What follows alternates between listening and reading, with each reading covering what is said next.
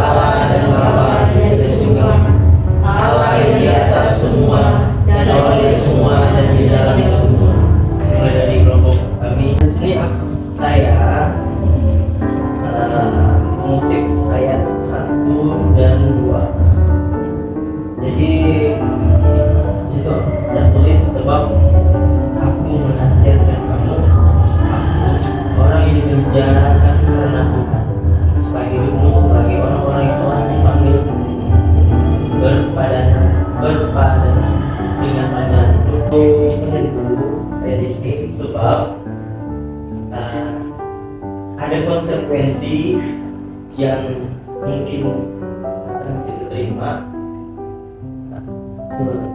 selagi kita masih berada di gereja dalam suatu organisasi gerejawi.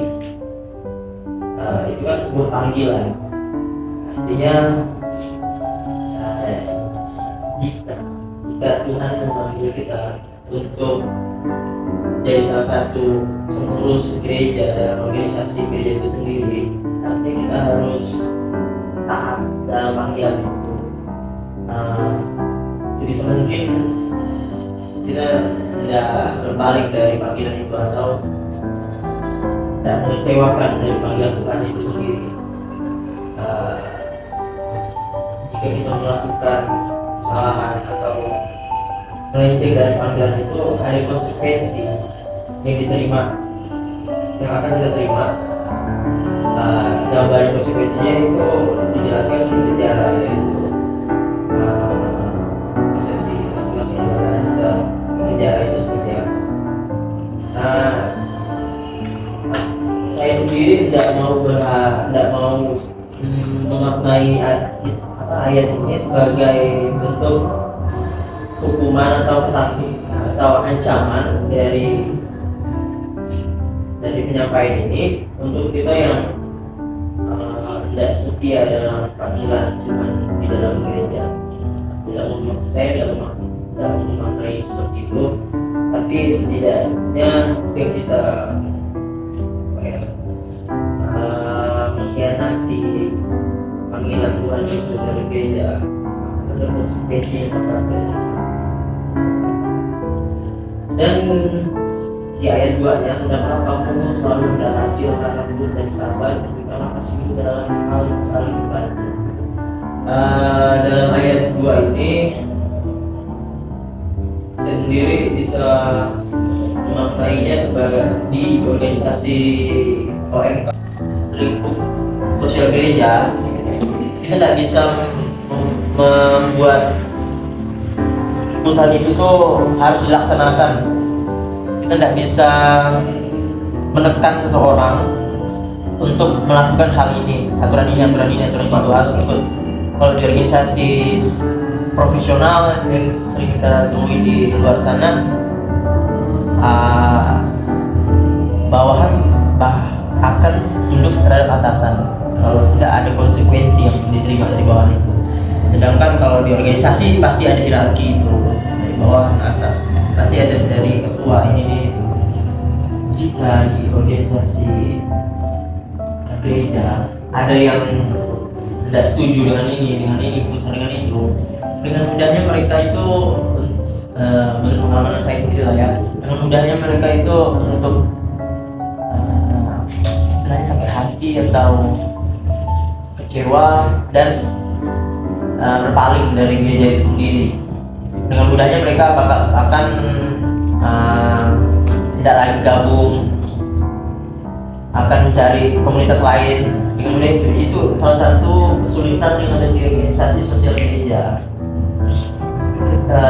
Di ayat 2 ini dijelaskan memang betul dalam kepengurusan gereja itu mesti mengutamakan kelembutan, lemah lembut, dan sabar.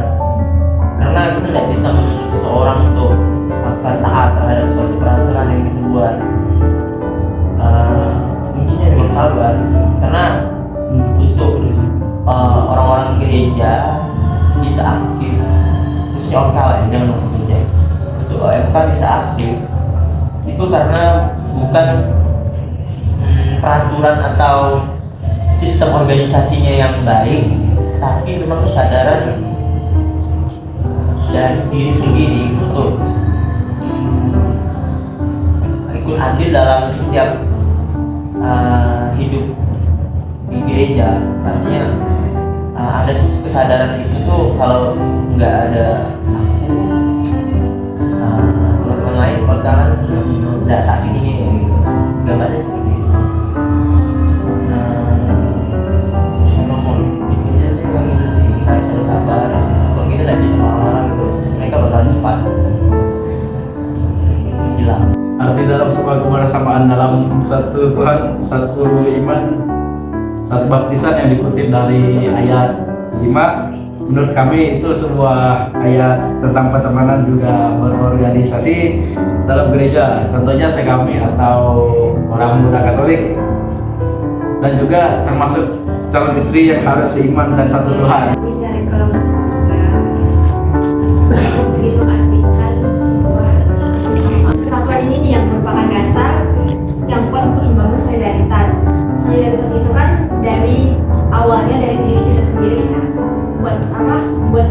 dalam suatu organisasi, itu harus sadar diri dulu nih. Kalau kita semua tuh sebenarnya satu bagian gitu, satu tubuh yang sama. Jadi kalau kita sadar gitu kayak gitu, kita pribadi bisa terdorong untuk saling mendukung dan bekerja sama demi kebaikan bersama. Berdasarkan dari beberapa dari bagian ciri-ciri kita ini, berdasarkan untuk mencapai tujuan dari organisasi kali itu kan seperti yang sudah dijelaskan oleh teman-teman tadi, perlunya adanya yang pertama itu kesadaran dari diri sendiri tadi ya. Kesadaran dari diri sendiri mau terlibat dalam organisasi, kesadaran dalam merelakan dan meluangkan waktunya untuk terlibat dalam organisasi ini. Nah, lalu untuk mencapai tujuan bersama dalam organisasi ini, dalam PKI tadi, perlu adanya juga kesabaran, terus kasih, saling mengerti satu sama yang lainnya, lalu juga diperlukannya juga lemah lembut tadi, bahwa untuk menjadi pemimpin itu tidak mudah. Pentingnya hidup dalam kesatuan dan damai sejahtera sebagai tubuh Kristus. Kita itu tadi diajak untuk selalu rendah hati, lemah lembut, dan sabar, serta menunjukkan kasih dalam saling membantu. Terima kasih atas penghargaannya dan sharing kita.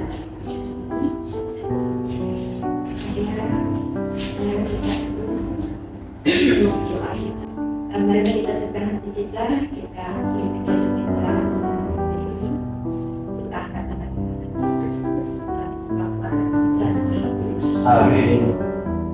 Terima kasih ya Bapa atas pernikahan sepanjang kita.